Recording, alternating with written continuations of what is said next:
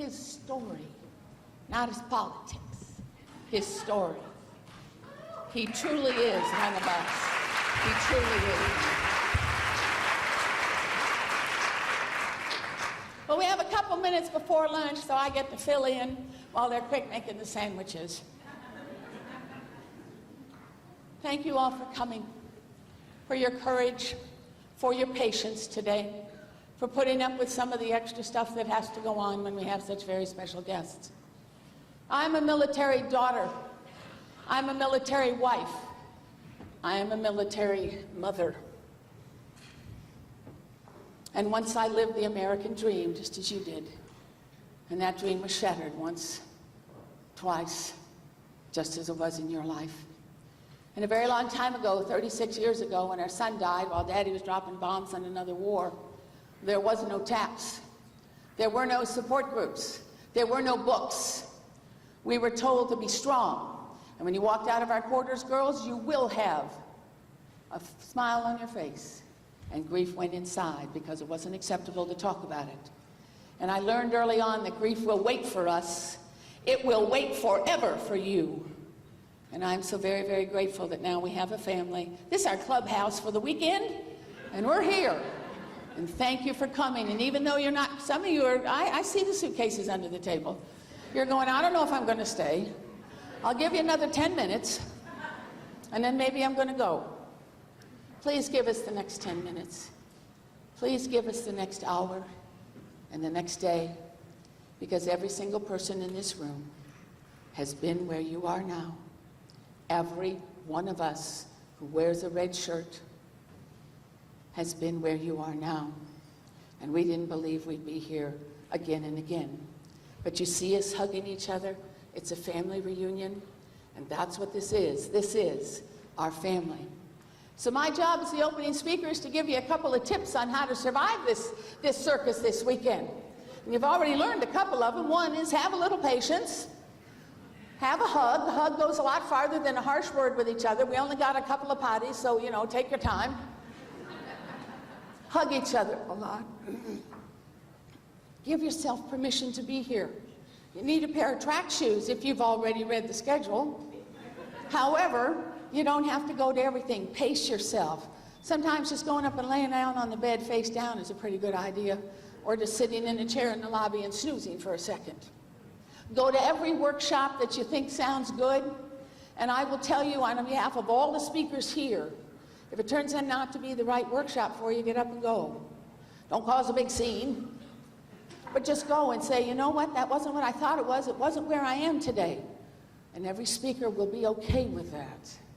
This is your time. Do what you need to do to heal.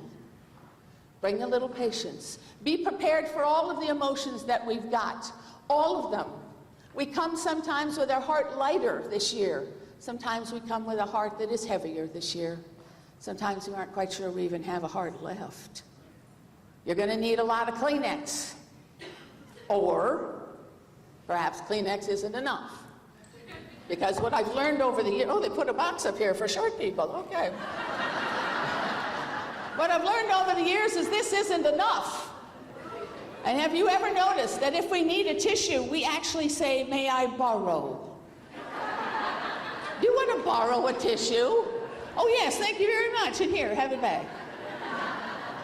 But I learned a long time ago that people, if they have tissue, they will give us one. There you go. We'll hope you're over that soon. It's been 3 or 4 days. You ought to be better by now. Do you know by the 3rd or 4th day it's worse? Because we were so numb in the beginning, we had no idea what we were doing. And as we go through the weeks and months of early grief, it almost seems as if we're thawing and defrosting, and it does feel worse. So if you're in that stage, you're right where you need to be. But one isn't going to do it. So if you're a crier, like me, I'm a professional crier, I figured out a long time ago I would have to carry 30 or 40 of these packs glued all over me with Velcro. Or, just every morning, go in the bathroom and get your toilet paper. Now, I loved them. I loved him this much. And all you have to do, you know I'm going to do this, so I do it. You just stick it in your pocket, and out you go. Now, is anyone going to notice? Yes.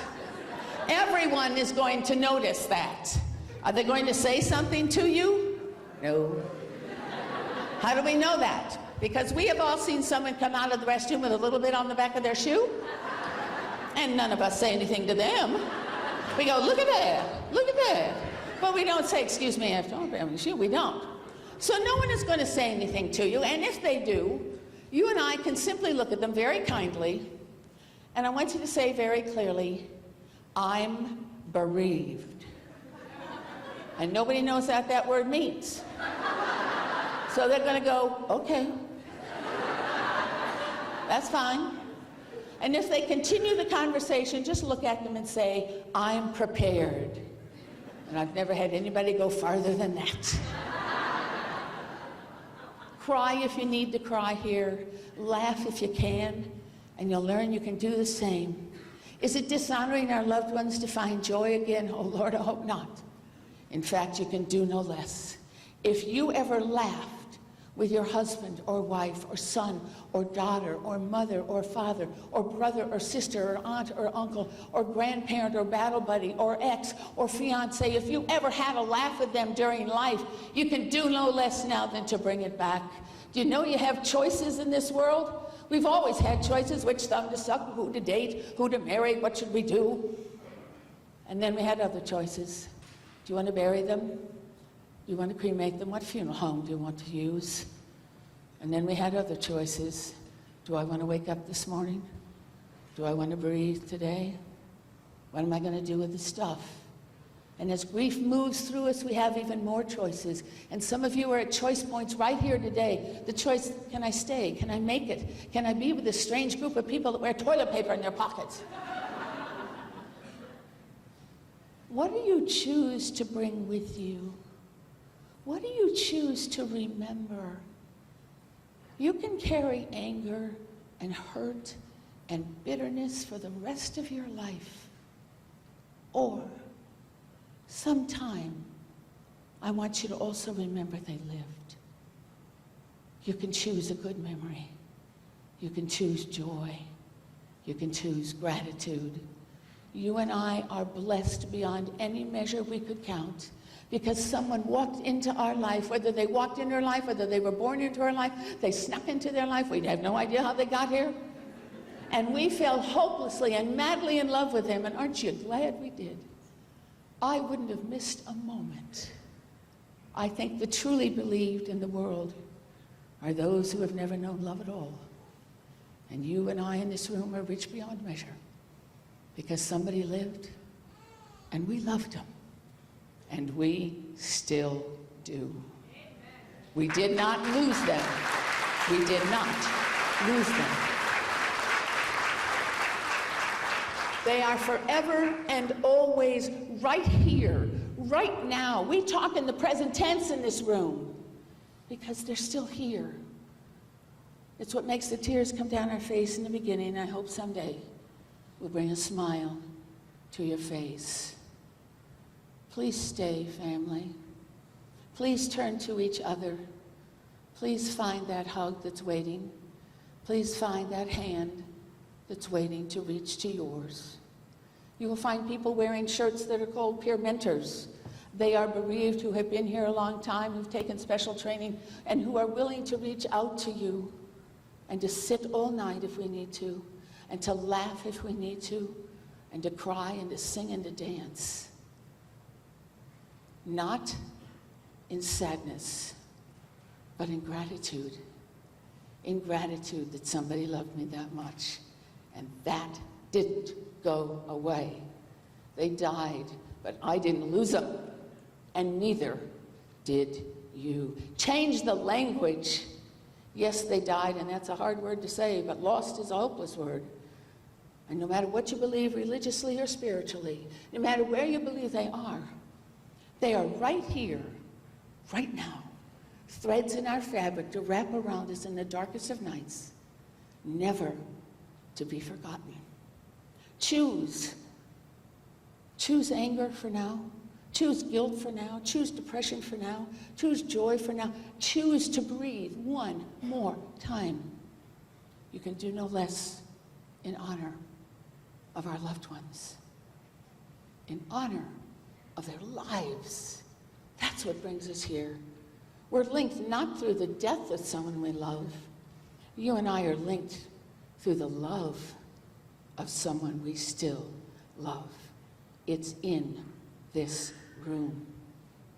I want you to spend all weekend telling your death story. We have support groups, we have sharing circles, we have workshops. I want you to tell your death story until you are through with it.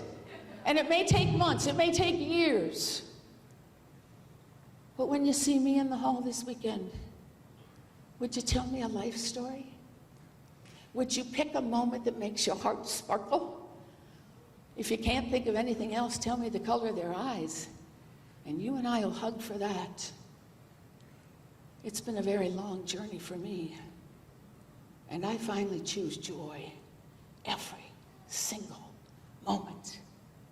I am forever blessed because I have been loved by a little boy and an old man, a general, and a pretty good dog. Choose joy. So right now, as we're getting ready to start our weekend, would you just reach out to the person next to you and connect with hands? Just hands. Just hands. Wipe your hands off. Wipe your hands off. We'll play the Waltons here for a minute. And we now in this room are forever linked through the love of our husbands and wives and sons and daughters and brothers and sisters and moms and dads and grandmas and grandpas and aunts and uncles and best friends and fiancés and exes and battle buddies and all of the people who dance across the rainbows ahead of us. We are in this room now, a family circle, broken by death, but mended by love. I am so glad you are here and so sorry we all have to be. But I choose love. Join me in that. Welcome home, Taft's family. You're in the right place. Welcome home.